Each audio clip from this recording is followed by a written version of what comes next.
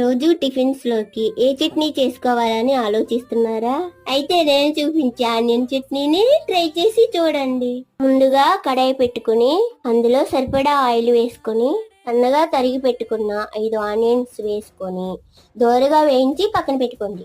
ఇప్పుడు అందులోనే సన్నగా తరిగి పెట్టుకున్న 2 టమోటాలు దోరగా వేయించి పక్కన పెట్టుకోండి. ఇప్పుడు అదే ఆయిల్లో 15 ఎండుమిర్చి తీసుకుని దోరగా వేయించి పక్కన పెట్టుకోండి.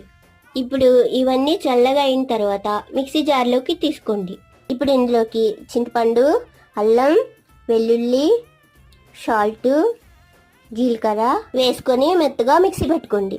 ఇప్పుడు కడాయిలో కొద్దిగా ఆయిల్ వేసుకొని ఎండుమిర్చి, ఆవాలు, జీలకర్ర, కరివేపాకు వేసుకుని ఈ తాలింపుని ముందుగా రుబ్బి పెట్టుకున్న చట్నీలో కలుపుకోండి. అంతే అండి, ఎంతో రుచికరమైన మన ఆనియన్ చట్నీ రెడీ. నచ్చితే లైక్ చేయండి, కొంచెం సపోర్ట్ చేయండి.